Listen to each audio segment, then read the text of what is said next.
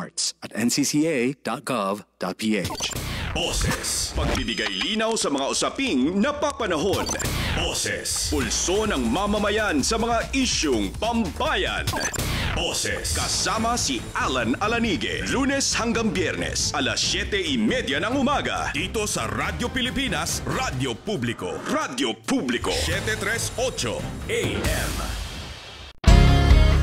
Paano nga ba mag-register para magkaroon ng schedule sa Bagong Pilipinas Presidential Action Center? Narito ang mga dapat gawin.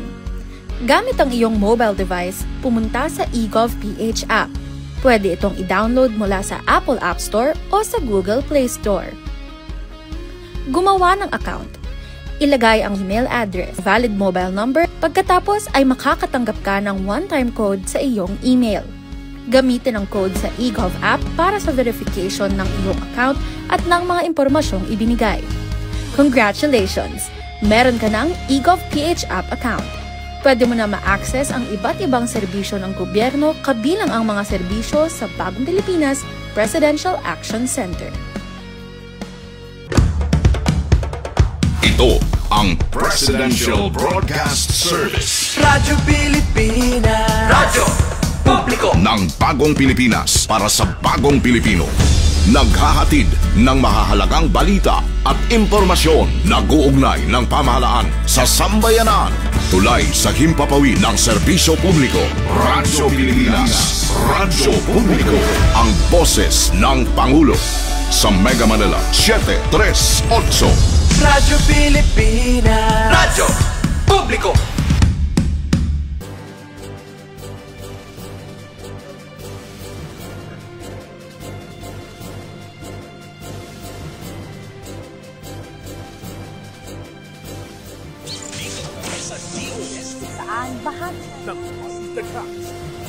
Ang DOST Miss Radyo.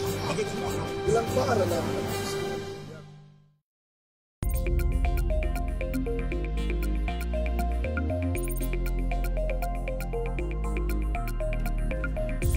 Magandang agham, Luzon, Visayas at Mindanao. Ako ang inyong kapatid sa Himpapawid, Onin Miranda. Narito na ang mga programang magatid ng mga balita at impormasyon tungkol sa siyensya, teknolohiya at inobasyon. Kokonekta sa bawat Pilipino sa anumang sulok ng mundo, dala ang mga programa at proyekto ng Department of Science and Technology.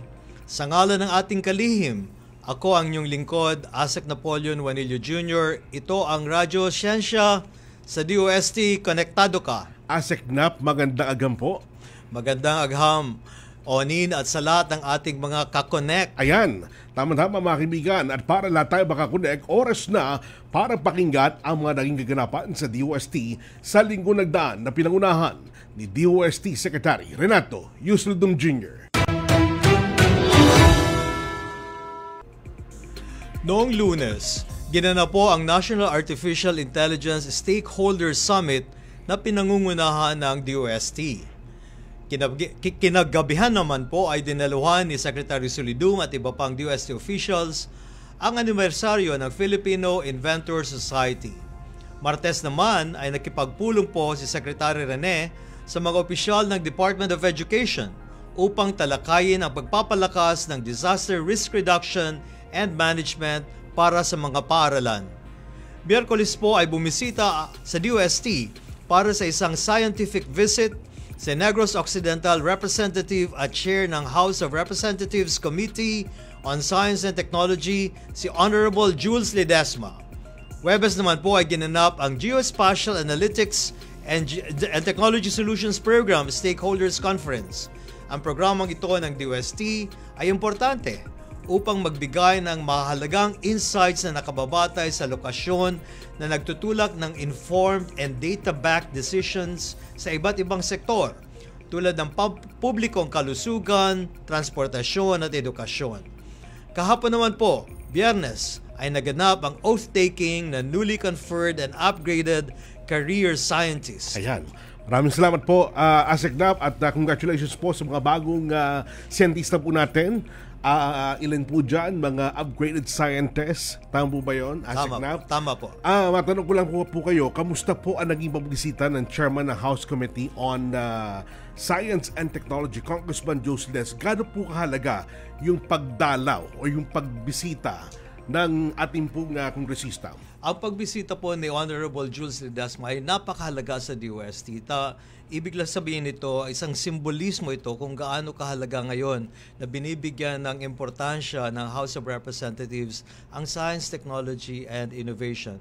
At ito po isang oportunidad din para mapakinggan ni Congressman Ledesma kung ano ang ating mga programa, mga activities at ating mga aspirasyon sa science and technology para sa buong bansa. Kaya nararapat lang po na magkaroon ng ganitong sabihin nating conversation at natutuwa naman po kami lalong-lalo na at ito ay dinaluhan ng ating mga Undersecretary for Regional Operations, Assistant Secretary for Countryside Development para maramdaman talaga ni Congressman Ledesma na ang agham ay ramdam sa ating mga riyon at probinsya. Yun ang pinakamahalaga. Ayan.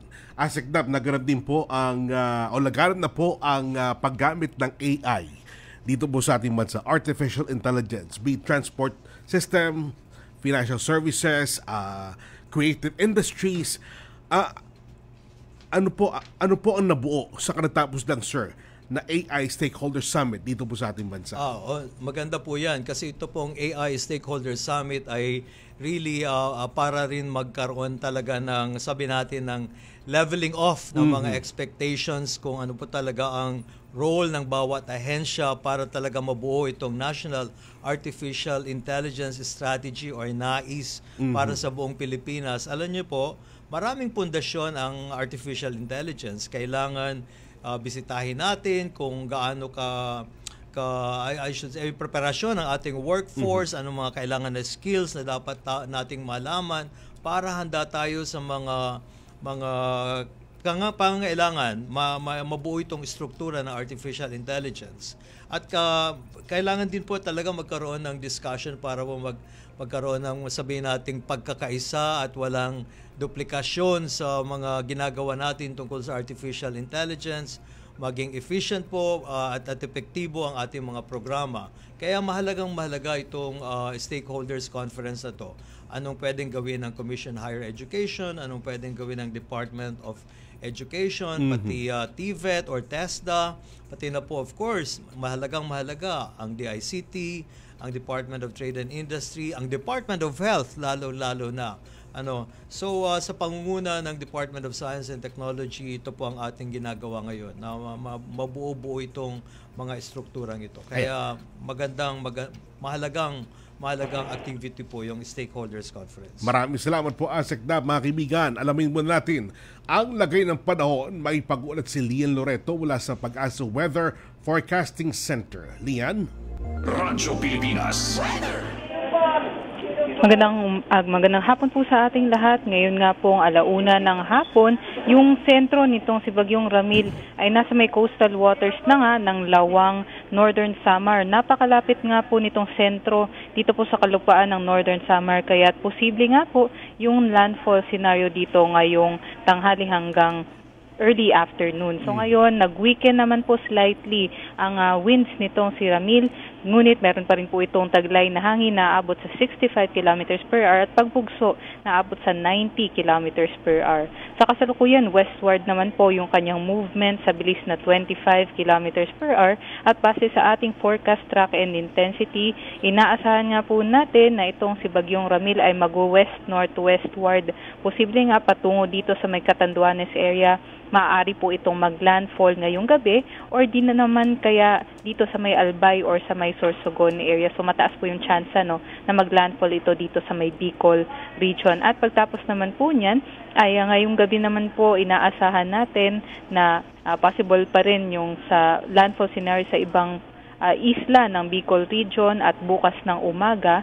Possible naman po itong mag-landfall sa Polillo Islands or sa may Aurora o Quezon. At pagsapit bukas ng tanghali ay tatawirin na nitong si Bagyong Ramil ang mga mountainous regions dito po sa Cagayan Valley o sa may Cordillera Administrative Region at sa may Ilocos Region. Kaya posible nga po magkaroon po tayo ng malalakas na hangin at malalakas na mga pag-ulan sa may central, northern, pati na rin po dito sa southern Luzon area. Inaasahan natin makakalabas ito ng ating Luzon landmass bukas naman po ng hapon at makakalabas ng ating Philippine Area of Responsibility sa Monday naman po ng umaga. At ngayon nakataas na ang wind signal number 2 sa may northern portion ng Aurora, Polillo Islands, Camarines Norte, Catanduanes, northern portion ng Camarines Sur, extreme eastern portion ng Albay, northeastern portion ng Sorsogon, pati na rin po sa may northeastern portion ng Northern Samar. Sila po yung makakaranas ng hanggang 88 kilometers per hour na mga bugso ng hangin within 24 hours.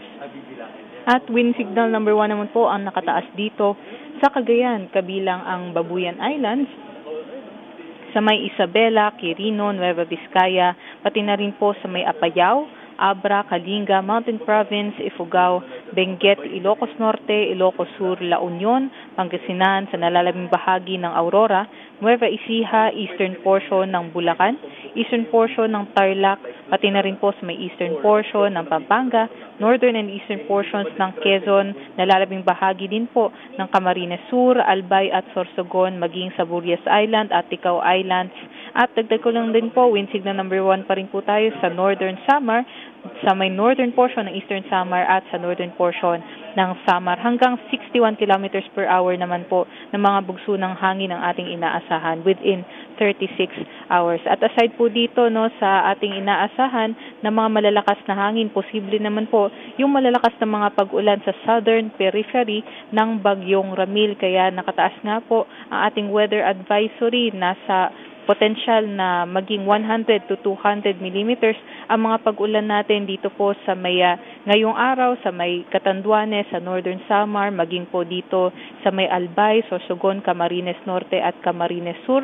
Kaya't mag-ingat yung ating mga kababayan, posible pa rin po yung mga flash floods at landslides. 50 to 100 millimeters naman po sa may areas po ng Visayas, so sa Eastern Visayas, maging sa Central Visayas, kung saan po nilindol nga po sila doon noong mga nakaraang mga araw. At possible nga po sa northern portion ng Cebu, magkaroon po tayo ng 50 to 100 millimeters. Pati na rin po sa Masbate na binagyo po nitong si Bagyong Opong ay posible din po yung malalakas na mga pag-ulan. At pagsapit naman po bukas, malalakas din po yung mga pag-ulan natin.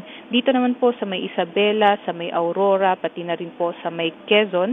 At 50 to 100 millimeters naman po malaking bahagi ng Northern Luzon, maging sa Central Luzon, kabilang na ang Metro Manila. Kaya mag-ingat yung ating mga kababayan at maghanda sa mga posibleng banta nitong si Bagyong Ramil. Nakataas din po ang gale warning sa may eastern seaboard ng Southern Luzon, kaya't bawal pong magdayag ang ating mga kababayang mandaragat. At para naman po sa storm surge o daluyong, nakataas din po ating storm surge warning. Posible po 1 hanggang 2 metro na mga daluyong ang ating maranasan dito po sa may Isabela, Ilocos Norte, Ilocos Sur, La Union, Pangasinan, Zambales, Aurora, Quezon, Marinduque, Bicol Region, Northern Samar, Eastern Samar at sa Samar. Kaya kung nandun po kayo sa mga coastal area, sana po mag-isip na po tayo kung kailangan po tayo mag-evacuate at mag-contact na po tayo sa ating mga local government units. At yan naman po ang latest mula dito sa Pag-asa Weather Forecasting Center. Next update po natin mamaya 5:00 ng hapon. Maraming salamat, Lian Loreto, mula po sa Pag-asa Weather Forecasting Center. Mag-ingat po tayo mga kaibigan at meron pong bagyo naman. Para ng sa ganun mga kaibigan ay maligtas po tayo at maiwas po sa magiging maiwas po tayo sa mga panganib dala po ng bagyo. Narito na ang iba pang napapanahong balitagang. Ito ang Balitang Rapid.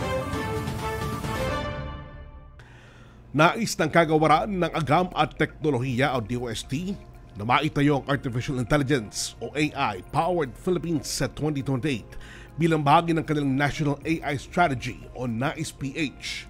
Sinabi ni DOST Secretary Renato Solidum Jr. na ang NAIS-PH ay layuning bumuo ng isang robust infrastructure future-ready workforce, ethical governance at palakasin ang pananaliksik at inobasyon gamit ng AI sa kasalukuyan. Anya, ginagamit ng AI para mapabuti ang sistema ng transportasyon, i-modernize ang serbisyong pinansyal, pasiglahin ang mga creative industries, paigtingin ang energy at environmental monitoring at palakasin ang national defense at public security. Unang naitatag ang balangkas ng AI sa bansa noong 2017 sa pakikipagtulungan o sa pagtutulungan ng DOST, Department of Trade and Industry, Department of Education at iba pang ahensya ng gobyerno at pribadong sektor. Opisyal nang kinilala ang De La Salle University or DLSU Innovation Hub sa Laguna bilang Knowledge, Innovation, Science and Technology Park or KIST Ecozone sa pamamagitan na pagkikipagtulungan sa pagitan ng Philippine Economic Zone Authority or PEZA, Department of Science and Technology at ang institusyon. Nakikita ang DLSU Laguna Campus bilang isang aktibong katuwang at para mapalago ang inclusive at sustainable economic growth sa pamamagitan ng teknolohiya, inobasyon at mga partnerships sa institusyon. Ayon kay DOST Secretary Renato Solidum Jr., ang pagkilala sa DLSU bilang isang KIST Ecozone ay isang mahalagang hakbang sa pagpapatibay ng ecosystem ng inobasyon sa bansa sa pamamagitan ng mas malakas na pagtutulungan sa pagitan ng akademya, industriya at gobyerno. Ang DLSU Innovation Hub ay magsisilbing sentro para sa mga interdisciplinary research, innovation at social impact na nakatuon sa advanced biotech systems and engineering. Ang DLSU Laguna ang ikalawang na ideklara bilang Knowledge, Innovation, Science and Technology Park kasunod ng Batangas State University. Sa iba pang mga balita, inihayag ni Department of Science and Technology o DOST Secretary Renato Solidum Jr. na normal ang mga pagyanig na kamakailan ay naramdaman sa iba't ibang bahagi ng bansa. Anya, ang Philippine Institute of Volcanology and Seismology o PHIVOLCS ay nagtatala ng hindi bababa sa 30 lindol araw-araw. Ayon kay Secretary Solidum, normal lang ito dahil sa mga aktibong fault at trench, kaya hindi nakakagulat na may mga lugar na nakararamdam ng matinding pagyanig. Anya, ang mga kamakailang lindol sa Cebu, Davao, Zambales at La Union ay hindi konektado dahil bawat isa ay nagmula sa iba't malalayong fault systems. Binigyan din ni Secretary Solidum ang kahalagahan ng pagsunod sa National Building Code. Sabi pa niya, hindi kailangan tumakbo sa labas kung siguradong publiko sa katatagan ng istruktura ng kanilang bahay o gusali. Makatutulong ito para maiwasan ang pinsala at pagkamatay habang nag-evacuate sa isang gusali habang may lindol at mapipigilan ng pagkakasugat ng mga tao sa pagbagsak ng mga bagay o debris. Dahil dito, nagsasanay tayo ng drop, cover and hold sa mga earthquake drills para malaman ng mga tao kung saan pupunta sa loob ng establishmento habang at pagkatapos ng lindol.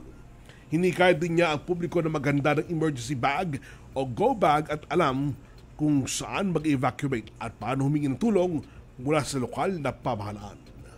House of Representatives Committee on Science and Technology Chairman na si Honorable Jules Ledesma bumisita sa DOST. Binigyan din ang kanilang buong suporta para isulong ang mga bagong polisiya at panukalang batas na tutulong sa pagpapalago ng makabagong teknolohiya at pananaliksik sa bansa.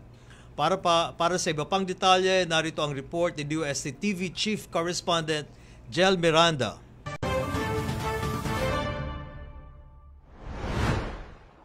Malugod na ipinahayag ng House of Representatives Committee on Science and Technology ang kanilang suporta sa pagsusulong ng mga polisiya at batas na magpapalakas pa sa siyensya, teknolohiya at inobasyon sa bansa. Bumisita sa DOST si Negros Occidental 1st District Representative Julio Jules Ledesma IV na siyang chairperson ng House of Representatives Committee on Science and Technology. Binigyang diin niya ang kanilang hangaring suportahan ang mga adhikain ng DOST sa pamamagitan ng mga bagong polisiya at panukalang batas na tutulong sa pagpapalago ng makabagong teknolohiya at pananaliksik sa bansa. DOST bills will have my full support. I believe in them. The country needs them. And I hope to have the President certify as urgent 2 of the 4 that have been presented today. So you've got me as your ambassador to Congress, and let's get it going. Like I've always do, full steam ahead.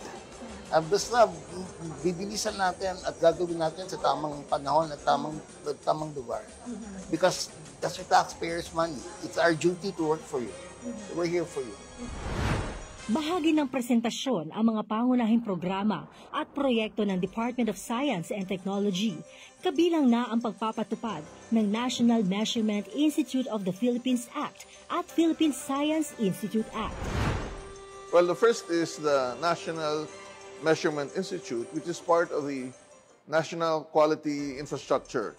This is designed to make sure that the products that we create or would want to improve are of quality and of export quality, more importantly. And that can only be done if we have, one, a very good laboratory for standards, and making sure that other instruments to be used all over the country are calibrated according to the standard. And we have been pushing for it in the past 3 administrations, but hopefully we can have this enacted in this current Congress, because it's very important as we accelerate our push for commercialization and, of course, productivity improvement, especially of our micro, small, and medium enterprises, and, of course, emerging industries that also needed to be supported. Having the same mindset would mean a lot if we have partners in the legislative branch of our government that can espouse our advocacy and make sure that appropriate laws and policies are enacted so that we can sustain the effort and have full support of what we want to do. The challenge there is to really explain to our legislators the importance and make sure that this is also supported by our national leaders. And the importance of the national quality infrastructure is critical for many organizations and departments like Department of Trade and Industry, DOST, and the other departments that produce products that are utilized by our kababayans, no? To add value in it and to make sure that they have enough income, and of course, if you do that, you need to produce quality products. Nakatutulong ang mga batas na ito na makalikha ng mga bagong industriya, trabaho at mapabuti ang mga serbisyo at produkto na siyang nagpapatibay sa ekonomiya ng bansa. Ang naganap na talakayan ay patunay lamang ng pagtutulungan at pagsuporta sa mga inisyatibo ng DOST para sa kapakanan ng bawat mamamayan. At yan ang aking balitagham para sa araw na ito. Ako po si Jel Miranda, delivering science for the people. One DOST for you. Solutions and opportunities for all.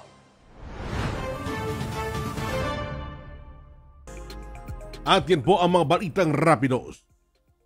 Sa aming pagbabalik, kamustahin natin ang ginagawang mga paghahanda para sa Handa Pilipinas sa Bacolod. Magbabalagagad ang Radyo Siyensya sa DOST. Konektado ka. Itinuloy na po natin ang Zero Balance Billing. Libre po. Ibig sabihin, ang serbisyo sa basic accommodation sa ating mga DOH na ospital, wala nang babayaran ang pasyente. Po, ang dami pong challenge, hindi po namin alam kung saan namin kukunin, ganon, nag-iisip kung paano namin mababayaran. Siyempre po, masaya, super saya po dahil na zero billing po kami. Opo, malaking ano po talaga, malaking tulong po. Mabilis lang din po. Bayad na ang bill ninyo. Uulitin ko, wala nang kailangan bayaran ng pasyente basta sa DOH Hospital dahil bayad na po ang bill ninyo. Naiyak ako kasi sobrang saya. Maraming salamat po, Mr. President Bongbong Marcos Jr. Hindi kami nagkamali ng taong hinalal. Magandang araw, si Dingdong Dantes po ito. Isa ang landslide sa mga sakuna na hinaharap ng mga Pilipino. Kaya naman importanteng alam natin ang mga senyales ng landslide na pwedeng makita sa ating lugar. Tulad na lang ng pagkakaroon ng pitak sa lupa o kaya naman ay pagtabingi ng mga puno at poste. Senyalis din ang biglaang pagbukal ng tubig sa lupa at pagkulay putik ng ilog. Pwede rin magkaroon ng bitak sa inyong mga dingding, bintana at maging sa kalsada. Na-observe mo na ba ito sa paligid mo?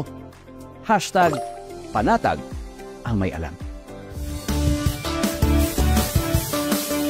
Maging panatag Pilipinas.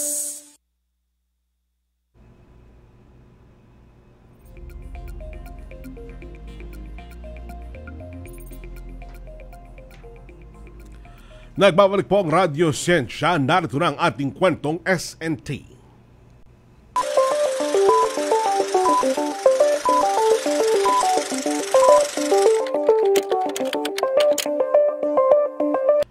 Sa patuloy na pagsisikap na mapalakas ang kahandaan sa kalamidad sa Pilipinas, isasagawa sa Bacolod ng isang mahalagang pagtitipon na nakatuon sa disaster preparedness at resilience.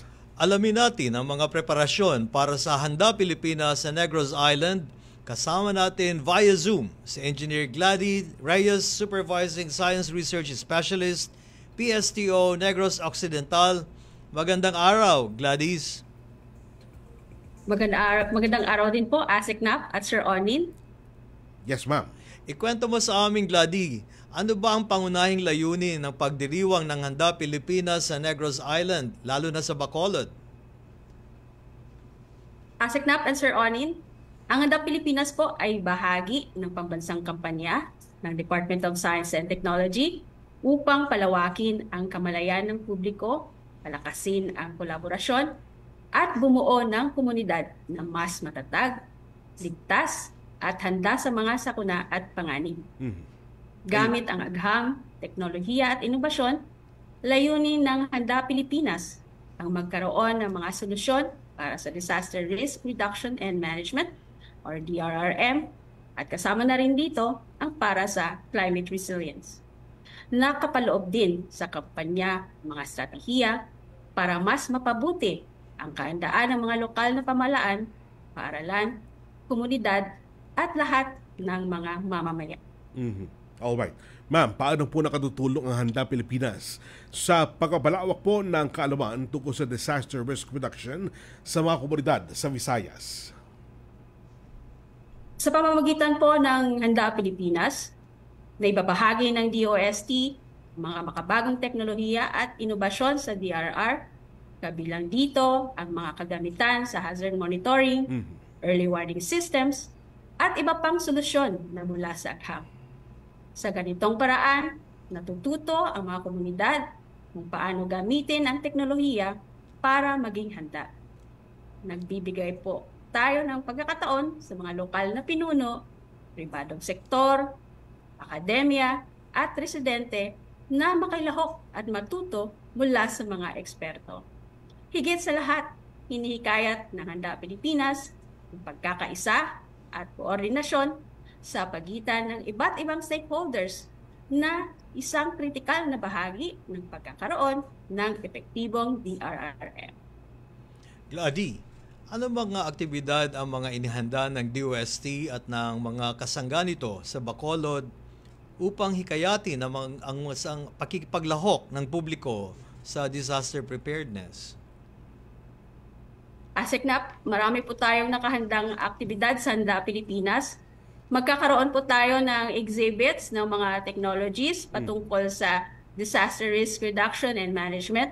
Yung mga technologies po na napondohan o di kaya ay na-develop ng ating mga agencies kagaya ng FIVOX, Pag-asa, FNRI, MIRDC.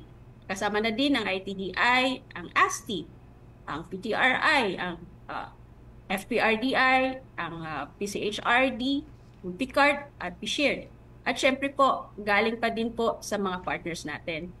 Ito ay pinapacilitate ng ating Technology Applications and Promotions Institute or TAPI.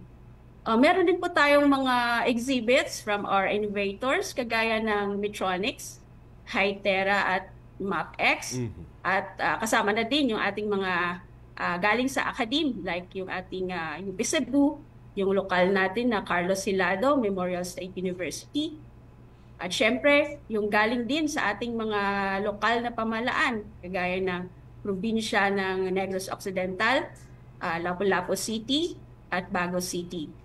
Meron din po tayong mga conferences at plenary activities tulad ng maghanda sessions ng FIVOX at Pag-asa. Meron din po tayong inihandang pitching competitions at quiz ball para naman sa ating mga estudyante. Magkakaroon din po tayo ng formal na turnover ng ating Handa Pilipinas Guidebook, Water Compendium, at paglunsad ng Project Signal. Magkakaroon din ng MOA signing sa pagitan ng Pag-asa at pamahalaan ng Bacolod City. At dito rin po sa Visayas Leg gaganapin ang MOA signing sa pagitan ng DOST at DILG. So marami po tayong nahihandang mga aktibidades po. Ayan, talagang handang-handa na ma'am ang Bacolod sa Handa Pilipinas sa taong ito. Bakit po ma'am pinili? Yes po, sir. Apo, bakit po ma'am pinili ng DOST na i-host ang Handa Pilipinas sa Bacolod, lalo na po sa reyon ng Negros Island? Actually po, last year pa po nagpahayag ng intention ang ating provincial government ng Negros Occidental na gusto nilang mag-host ng Handa Pilipinas Visayas Leg. Para sa amin po, ito ay matibay na pagpapakita ng suporta at pagiging proactive ng probinsya sa DRRM.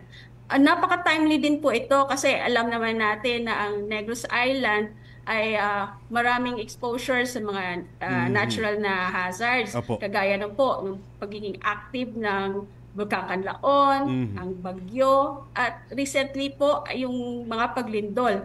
Actually po kahit sa Bacolod City ang venue natin, itong ating Handa Pilipinas Visayas Leg ay talagang kolaborasyon ng buong Visayas cluster natin. Opo. At parang suporta na din sa pinakabagong region natin, yung Negros Island region po. Alright. Gladys, ano ang mga inaasahang magiging epekto ng Handa Pilipinas sa mga komunidad sa Negros Island at sa buong Visayas region? Well, ang Handa Pilipinas ay inaasahan natin na magdudulot ng malawak na positibong epekto sa ating mga komunidad sa buong Visayas, lalo na sa pagpapalaganap or pagpapabuti ng kanilang DRRM at kasama na din yung pangkalahatang resilience. So sa pagpapakita at paglunsad ng mga teknolohiya ng DOST, inaasang magiging mas madali at mas epektibo ang pagbibigay ng pangunawa sa mga hazards na makikita sa ating mga komunidad.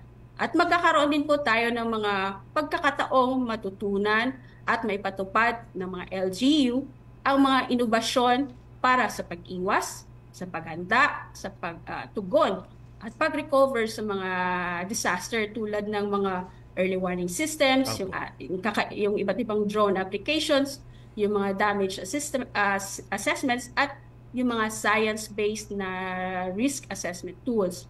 So sa pagpakikilahok din po ng mga estudyante sa Handa Pilipinas ay makakatulong ito sa pagpapalaganap ng culture ng preparedness sa ating mga kabataan. So ito din po yung ibig nating, yung layunin natin sa ating agham na ramdam po na advokasya.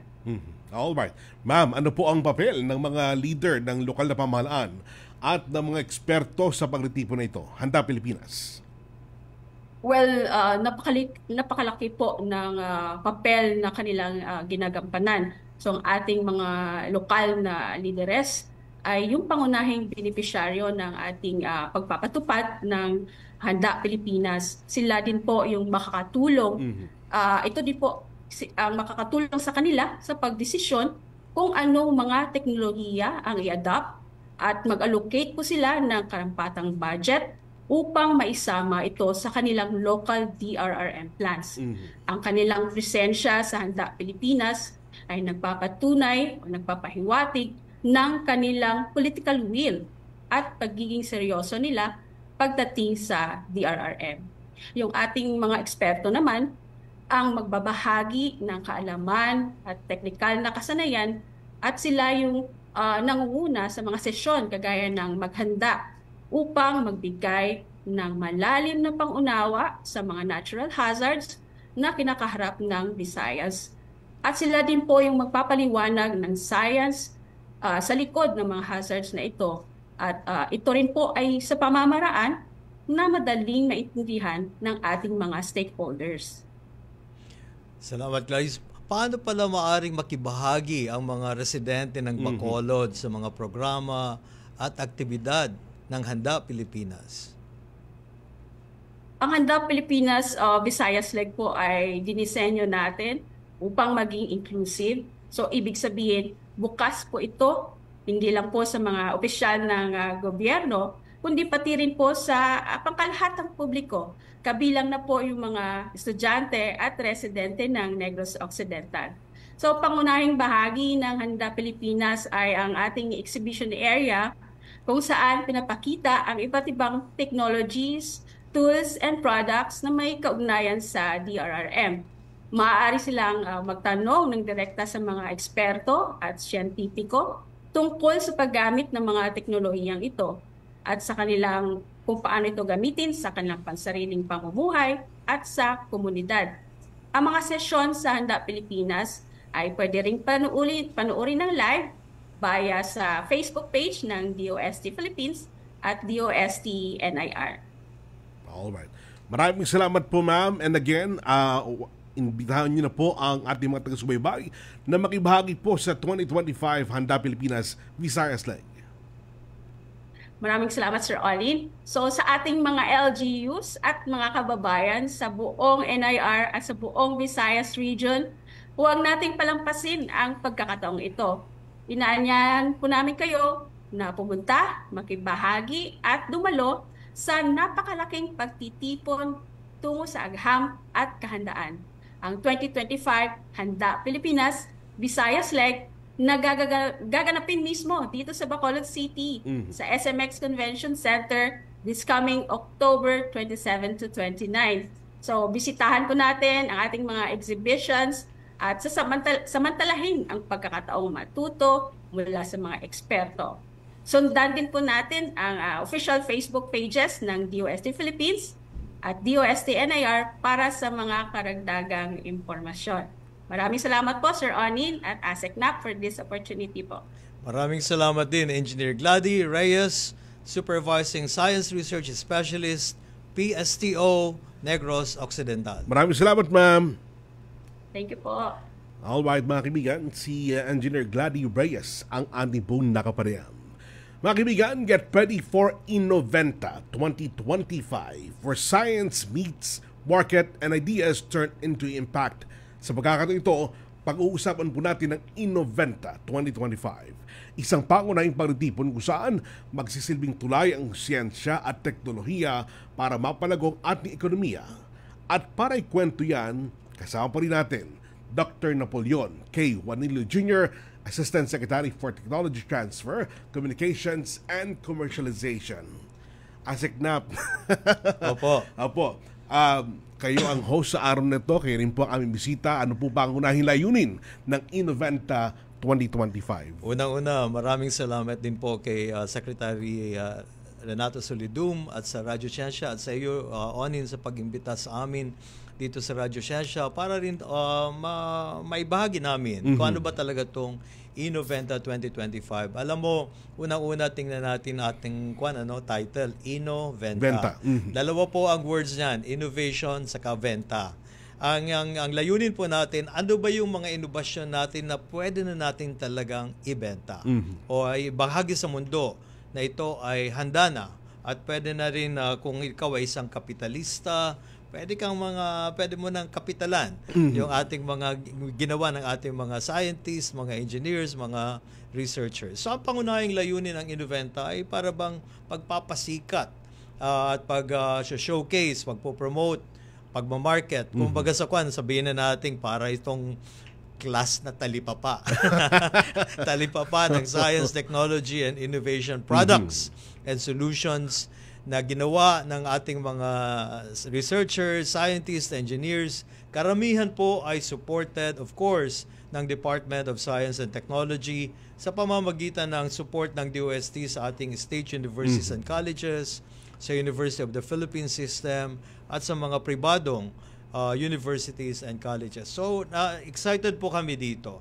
Ayan, Albay. Nako, parang pong talipapa pala talaga yan. Dahil ang talipapa nakatulong po sa pagpapalago ng isang komunidad, di po ba? Pero itong Inventa 2025, makatutulong sa pagpapalago ng industriya at ekonomiya sa pamamagitan ng teknolohiya at inobasyon. Paano nga ba ito makatutulong, sir? Opo, unang-una, ang sinabi po namin sa ating mga state universities and colleges at sa iba pang makikilahok dito, sabi namin, ipakita nyo sa amin ang mga produkto nyo at mga solusyon na nagawa ninyo o na-develop ninyo na ayon sa 10 prioridad ng gobyerno. At itong sinasabi nating prioridad, tinatawag natin itong Strategic Investment Priority Programs ng government. 10 po silang clusters. Tawag na lang natin clusters para hindi talaga, kasi minsan sa isang cluster nagkakahalo-halo rin. Pero yan po ay binuo rin ng Department of Trade and Industry sa Board of Investments. So sa ngayon, sinasabi lang natin, kasi sabi natin, kung nasa ng industriya, dapat nandun din yung mga university. Tama po. Kaya ito po ay isang masabay natin na pagkakataon na magkita-kita sa mata para talaga magkita-kita sa mata at sa puso ang industriya at ang ating mga researchers na ito ang kinakailangan natin, ito ang sinabi ng Department of Trade and Industry na kinakailangan ng Pilipinas sa manufacturing, sa semiconductors, sa agritech, all sorts, no? At gusto namin masabi na sige nga palitaw natin muna lahat. Palitaw natin lahat para makita. Pero sa ngayon po kasi nagkakanya-kanyang gawa. Tama po. Pero hindi natin nabubuo-buo. Kaya po maganda to talaga na sige nga, yun na muna.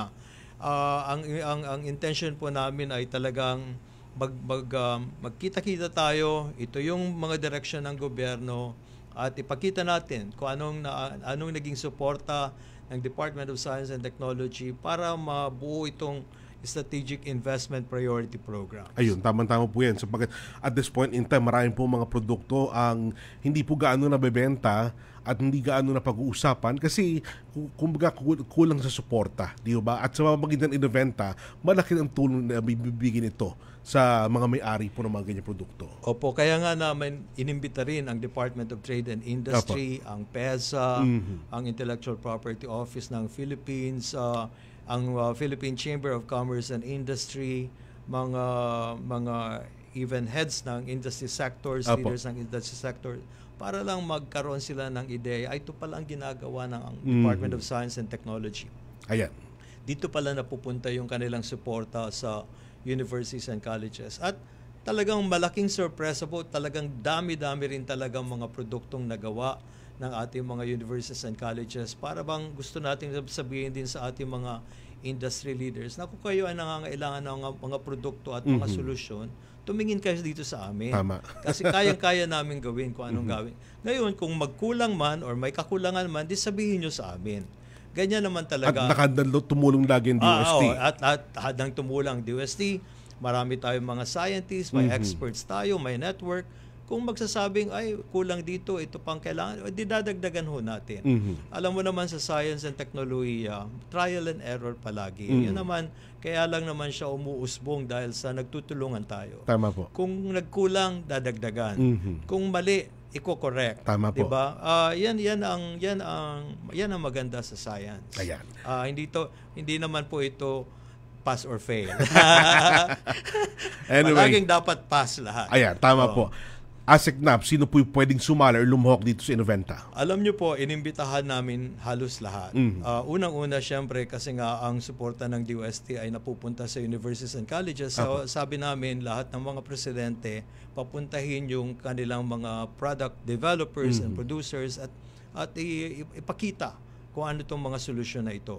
So, lahat po ng SUCs, 114 inimbita. At maganda naman po yung reception nila at gagawin nga ito sa Batangas State University, the National Engineering University. At dahil ang Batangas State din ang unang KIST. Pero maliban dyan, nandun din ang pribadong universities and colleges. So maganda rin ang participation at reception na nakuha natin sa kanila. At marami rin silang mga produkto at solusyon na naka-display, pwede nilang explain, etc. So nandyan din po of course ang ating mga DOST scientists galing sa ating Research and Development Institutes or RDI. So ito po ay talagang alam mo naman, talagang sabihin nating napaka-dynamic na symposium at conversation. For the first time, pinagbuklod-buklod ho natin sila. Ayan. So yun ang talagang importante doon. I believe, sir, itong Innoventa 2025 is the first. Tama po ba? First Innoventa ito? First Innoventa na ginawa. Well, of course, I'm pretty sure na alam mo naman ang DOST, meron din tayo mga Regional Science and Technology Week kung saan na ipopromote din natin ang mga ginawa nating produkto. Pero dito lang kasi ginawa nating thematized. Yung themes po, according nga sa priority programs ng Board of Investments at ng Strategic Investment Priority Programs ng Department of Trade and Industry. Kasi nga gusto natin makita na ibahagi sa industry na ito ang pwedeng gawin ng ating mga scientists and engineers at handa kami kung ano man ang mga challenges meron kayo, handa kaming ipakita sa inyo na kaya ng Filipino scientists yan. Tama po. Naku, huusay talaga yan. Filipino scientists. Paano po nagsisilbing tulay ang event na ito sa pagitan po ng research, business, at industry stakeholders? Marami pong sasabihin natin mga panels or conversations na inahanda kami. Halimbawa, meron kaming mga inimbitang mga venture capital builders. Yun bang nangangapital sa mga ganitong produkto? At gusto nating tanungin sila, ano ba talaga ang pinopondohan ninyo? At gusto naming marinig yun ng mga ating mga faculty, ating mga estudyante, para sa susunod, alerto na sila doon sa pangangailangan talaga ng industriya at kung ano rin talaga ang kinakapitalan. Alam mo naman po, kaya nga venta kasi nga business. Siyempre, aalamin mo kung anong hinahanap ng kapitalista. Yung kapitalista naman, hindi lang siya mga kapital basta-basta. Diba? Gusto niya rin yung solusyon na talagang may epektibo. Tama po. At pwede niya rin ipagbili. Kasi nga nangangapital siya. So, palagay ko, ito kasi mga sasabihin natin na foundational kumbaga sa gumagawa tayo ng riles sa ngayon para umandar ang mga train. Tama po. Naku, maganda po yun kasi maraming mga innovations ang kumbaga nananatiling inobasyon at hindi maisulong bilang kumbaga natural na produkto. Di ba? Dahil sa kakulangan ng mga ganyang panukala. At gusto ko rin itong ipaabot kasi sigurado ko maririnig din ito ni Secretary Solido. Ako po, Secretary, nangangako po kami at kasama ang aking team at kasama rin of course ang buong DOST. Makipag-usap po ako sa ating mga colleagues na sa 2026 po, arangkada na tayo. Arangkada. Sa ngayon, ang ginawa natin, inilatag lang natin ang mga riles para may train na pwedeng gamitin yung mga riles na yun. Kaya kaya nga po nangako kami nung ine-evaluate din yung aming Project Propel. Nangako kami kay Undersecretary Buendia na 2026 aasahan mo arangkada na to. Talagang itong mga 8 months ng Propel, ang ginawa ko lang namin talaga ay pag-aralan muna kung ano ba talaga ang landscape nito, ano ba talaga ang nangyayari, ang katunayan. Mabuti naman po at kahit papaano, meron tayong pwede nang sabihin na sige na nga, ito yung riles, pwede nating lagyan ng train yan. Maganda abangan yan, sir, ha? DOST Arangkada 2026. Ako mismo gusto ko ng umarangkada. Kasi po, napakagaling ng ating mga solusyon, napakagaling ng mga ideas ng Filipino scientists and engineer. Bagay lang po na ilagay na sila sa mga mga eskaparate ng mga markets sa buong mundo, ma-display na rin, magkaroon ng sabihin natin ng promotion na talagang katakot-takot. At isa pa sa mga gagawin namin, meron dito kasi sa Innoventa isang panel na kausap namin ang Commission on Higher Education.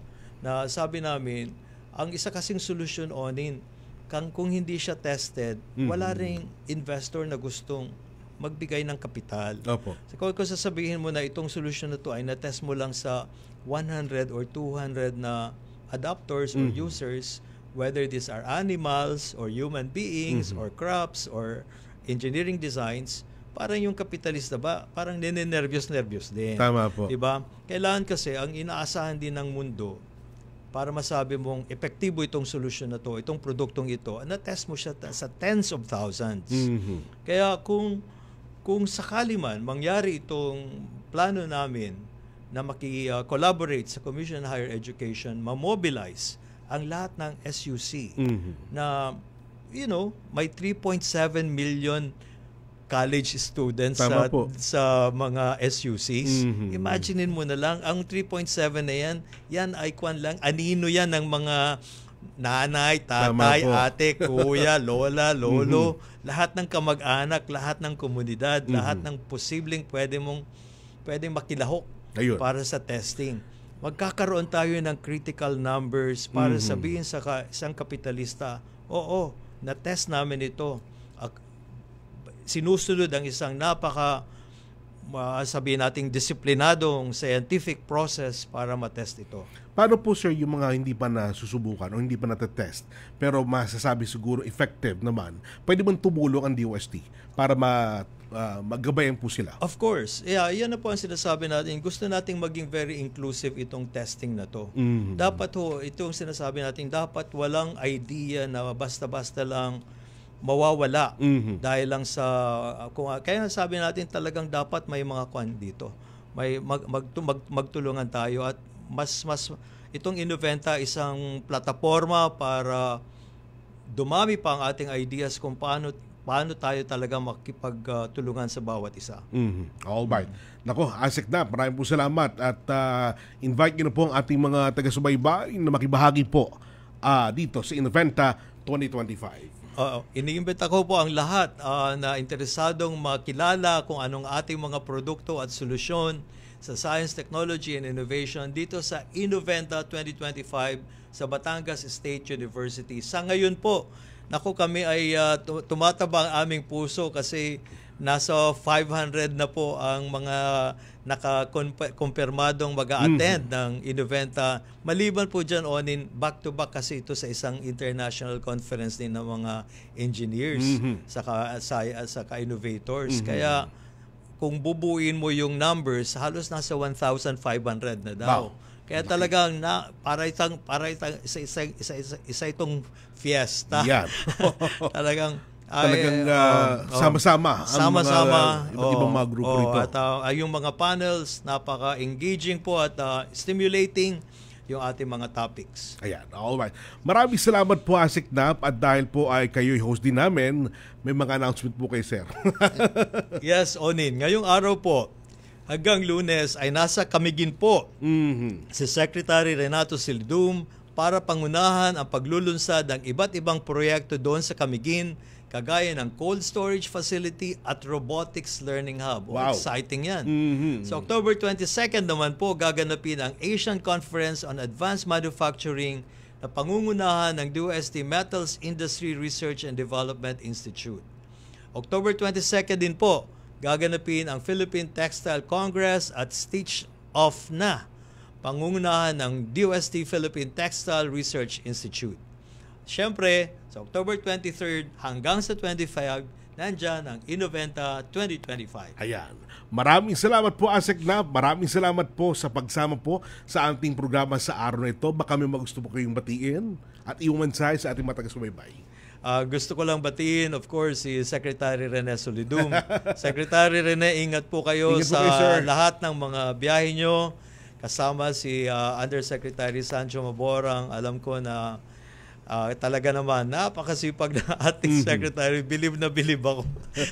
Siguro kung sa akin lang yan, Onin, narayuman ako katakot-takot. Kaya saludo ako sa ating Genius DOST Secretary. Talaga namang napakasipag, napakatalino at talagang agham na ramdam. Tama po, sir. Walang kaduda-duda. At ako naman naniniwala, sir, na lahat po kayo dyan sa DOST talaga mahusay at maasahan po pagdating sa science and technology. Yeah. Thank you, Onin. Thank you very much. Thank you po, Asik na. Mga Connect, yan po ang naging kabuuan ng ating programa. Muli niyo po kami samahan sa susunod na Sabado alas 2 hanggang alas 3 ng hapon dito sa Radyo Pilipinas. Maraming salamat kay Joy Timidan, kay Matet Segovia at kay Kuya Orliba. Anak ko po ngayon. Ako po ang inyong kapatid sa Mapawid, Onin Miranda. At mula sa Department of Science and Technology, sa ngalan ni Secretary Dr. Renato Silidom Jr., ako po si Napoleon Vanillo Jr., patuloy na maghahatid ng kaalaman at serbisyo para sa bawat Pilipino. Ito ang Radyo Siyensya sa DOST. Konektado ka, One DOST for you, solutions and opportunities for all.